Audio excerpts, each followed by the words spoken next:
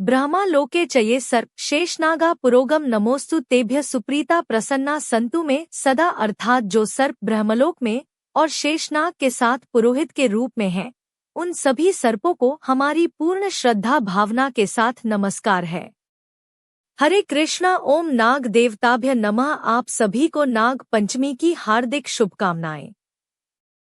हिंदू धर्म में नाग पंचमी को बहुत ही शुभ दिन माना जाता है और यह दिन विशेष रूप से सांपों की पूजा के लिए होता है। सांपों को उनके विष के कारण शक्तिशाली माना जाता है और उन्हें देवता का दर्जा दिया गया है। हिंदू धार्मिक ग्रंथों के अनुसार नागों को पाताल लोक के देवता माना गया है और वहां सभी सांपों का वास होता है।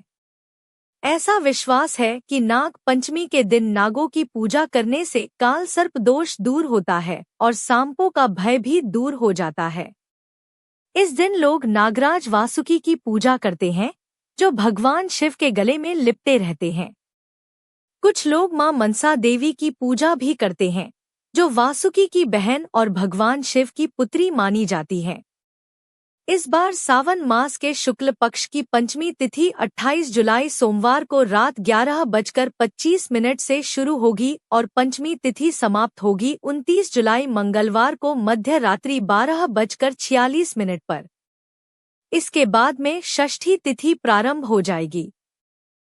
क्योंकि 29 जुलाई मंगलवार को पूरा दिन ही पंचमी तिथि प्राप्त हो रही है और इसीलिए इस बार 29 जुलाई मंगलवार को ही नाग पंचमी का पर्व मनाया जाएगा और इस बार पंचमी तिथि के दिन शिव और सिद्ध योग बन रहे हैं, जिसमें शिव योग सुबह 3:05 तक रहेगा और बाद में सिद्ध योग प्रारंभ हो जाएगा और इस बार नाग पंचमी की पूजा का शुभ मुहूर्त सुबह 5:41 से लेकर 8:23 तक रहेगा।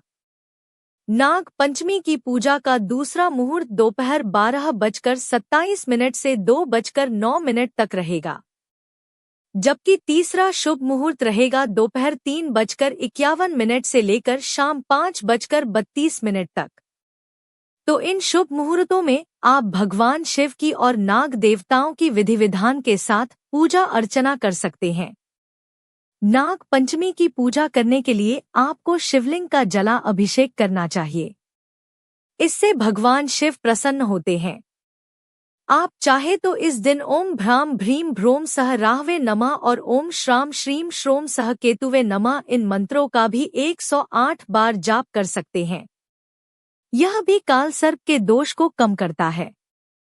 साथ ही नाग पंचमी के दिन से माथे पर चंदन का तिलक लगाना शुरू करिए और यह उपाय आपको पितृ दोष से भी मुक्ति दिला सकता है। नाग पंचमी के दिन अष्टनागों की पूजा करनी चाहिए, जिसमें अनंत, वासुकी, पद्मा, महापद्मा, तक्षक, कुलीर, कर्कट और शंख नामक अष्टनाग हैं। चतुर्थी के दिन एक बार भोजन करें और पंचमी तिथि के दिन पूरा दिन उपवास करके शाम को भोजन करना चाहिए।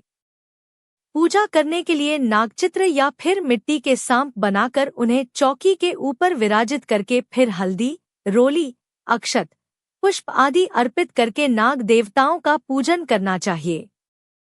फिर कच्चा दूध, घी, चीनी मिलाकर लकड़ी के चौकी पर विराजमान सर्प देवताओं को अर्पित किया जाता है और सबसे अंत में सर्प देवताओं की आरती उतारनी चाहिए। अंत में नाग पंचमी की कथा भी अवश्य सुननी चाहिए।